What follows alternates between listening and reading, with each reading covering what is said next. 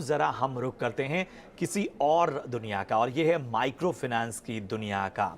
और यहाँ पर एक बहुत बिग प्लेयर है लाइट, क्योंकि बहुत अलग तरीके से काम कर रही है।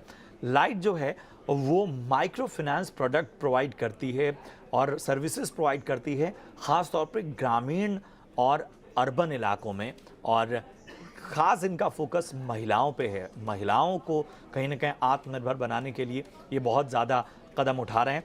और इसके को फाउंडर और सीएफओ अविरल सैनी हमारे साथ इस वक्त जुड़े हैं। अविरल, बहुत बहुत स्वागत है आपका ईटी नाउ स्वदेश में।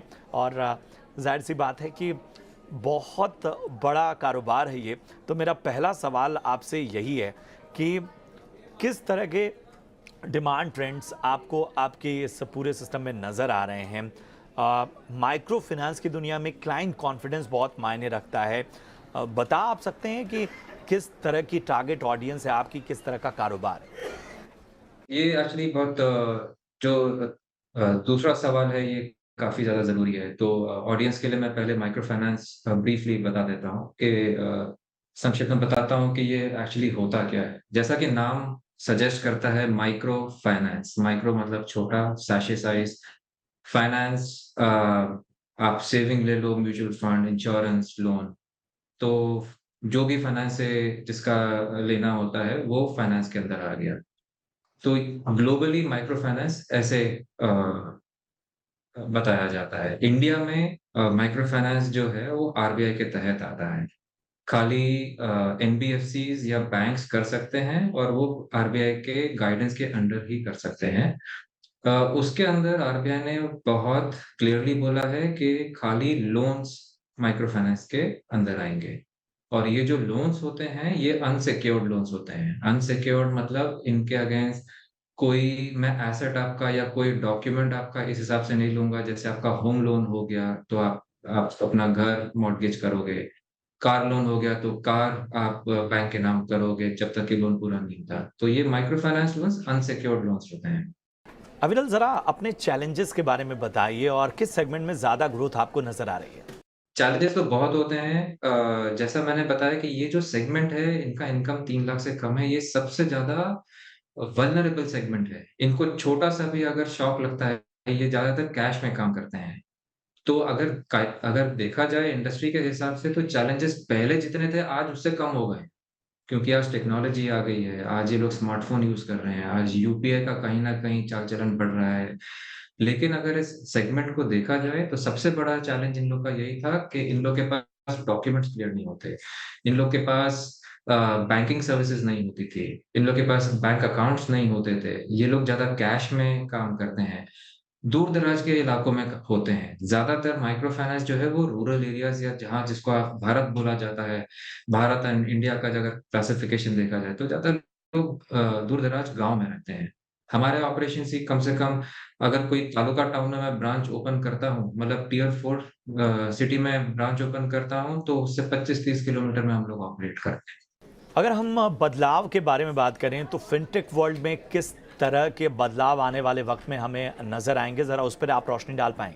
आपका जो स्पेसिफिक सवाल है, अर्बन में अभी फिनटेक ज़्यादा है, क्योंकि अर्बन में स्मार्टफ़ोन ज़्यादा है। हर घर में कम से कम 2 स्मार्टफ़ोन हैं, महिला के पास 1 है, उनके पति के पास 1 है, बच्चे के पास शायद 1 और होगा। तो डेटा ज़्यादा होता है, स्मार्टफ़ोन ज़्यादा है, एक्सेस ज़्यादा है, अवेयरनेस ज़्यादा है। तो फिनटेक अभी ज़्यादा अर्बन फिनोमिनन है। रूरल जैसा मैंने बोला, आने वाले 5-7 सालों में ये चेंज हम लोग रूरल में भी देखेंगे। अविरल, हमें बताइए कि किस तरह की आप सुधार चाहते हैं फाइनेंशियल इंस्टीट्यूशंस में टेक्नोलॉजी के अडेप्टेशंस को लेके? आपका जो स्पेसिफिक सवाल है, अर्बन में अभी फिनटेक ज़्यादा है, क्योंकि अर्बन में स्मार्टफ़ोन ज़्यादा है, हर घर में कम से कम 2 स्मार्टफ़ोन हैं, महिला के पास 1 है, उनके पति के पास 1 है, बच्चे के पास शायद 1 और होगा। तो डेटा ज़्यादा होता है, स्मार्टफ़ोन ज़्यादा है, एक्सेस ज़्यादा है, अवेयरनेस ज़्यादा है। तो फिनटेक अभी ज़्यादा अर्बन फिनोमिनन है। रूरल जैसा मैंने बोला, आने वाले 5-7 सालों में ये चेंज हम लोग रूरल में भी देखेंगे। चलिए, ज़रा अपनी कंपनी के बारे में थोड़ा और विस्तार से बताइए। आपकी कंपनी करती क्या है और किस तरह से आप अपने इस पूरे कारोबार के ज़रिए प्रॉब्लम सॉल्विंग पर फोकस करते हैं? देखिए, हम लोग अभी पिछले 14 साल से तो हम लोग माइक्रो फाइनेंस में ही ऑपरेट कर रहे हैं और जैसा मैंने बताया माइक्रो फाइनेंस एक बहुत ही क्लियरली आइडेंटिफाइड आरबीआई ने बहुत अच्छे से डिफाइन कर रखा है कि ये वो सेगमेंट को के साथ आप काम कर रहे हैं जहाँ पे फाइनेंशियल सर्विसेज अभी पहुँची नहीं है। तो हम लोग करीबन 4.5 लाख बोरोवर्स के साथ काम कर रहे हैं। आप मान लीजिए 4.5 लाख घर हो गए। हम लोग करीबन 15 से 16 हज़ार गाँव में का ऑपरेट कर रहे हैं। हमारे अराउंड 200 प्लस ब्रांचेस हैं इन 9 स्टेट्स। 4 स्टेट अभी रिसेंटली हम लोग ने खोले हैं। तो ये जो सेगमेंट है जिनके साथ हम काम कर रहे हैं, ये गाँव में रहते हैं। इनके घर में कहीं न कहीं दूध का बिज़नेस होता है जो एक बहुत ही नॉर्मल गाँव का घर में एक चर्या होती है। खेती की होती है, कोई न कोई इन लोग का छोटी दुकान होती है। तो हम लोग इन लोगों को लोन देते हैं इस हिसाब से लोन देते हैं कि ये अपना ये बिज़नेस और धंधा आगे बढ़ा सकें। अगर आप सिंपल टर्म्स में लो कि आज उनके पास 2 भैंस हैं तो कल 3 हो जाएँगी क्योंकि हमने उनको लोन दिया। तो उससे उनके घर की इनकम बढ़ती है। ये तो हुआ कारोबार। तो ग्रोथ के आउटलुक के बारे में ज़रा हमें बताइए और आईपीओ को लेकर किस तरह की प्लानिंग चल रही है? देखिए, अगेन बहुत इंटरेस्टिंग जगह पे खड़े हैं। आज इंडिया की ग्रोथ देखिए कहीं न कहीं नॉमिनल टर्म्स में देखा जाए तो 8 से 10% उसके ऊपर ही निकल जाएगी। इन्फ्लेशन अगर डाल दिया जाए वापस तो। उसी हिसाब से जो सबसे ज़्यादा ग्रोथ आ रही है, वो एक्चुअली रूरल इंडिया में ही आ रही है, अपने भारत में आ रही है। इन लोग का जो रिटर्न ऑन इन्वेस्टमेंट होता है, बहुत मज़ेदार होता है। किसी दिन अगर बैठ के कैलकुलेट करेंगे तो अलग ही आपको पता चलेगा। तो ये जो सेगमेंट है बहुत तेज़ ग्रो कर रहा है। माइक्रो फाइनेंस, रिटेल एसेट्स अगर मैं बात करूँ चाहे वो पर्सनल लोन हो, होम लोन हो, कार लोन हो, गोल्ड लोन हो, फास्टेस्ट ग्रोइंग सेगमेंट है। इस समय ईयर ऑन ईयर आप कितने भी क्राइसिस डाल दो वो 30 से 40% तो ग्रो कर ही रहा है। हर साल उसने उतना ग्रो किया है, पिछले 13-14 सालों में। और ये ग्रोथ रुकने नहीं वाली है क्योंकि ये सेगमेंट बढ़ रहा है, उनकी इनकम्स बढ़ रही हैं, उनकी डिमांड्स बढ़ रही हैं। तो ग्रोथ आउटलुक बहुत अच्छा है इंडस्ट्री का और कंपनी का भी।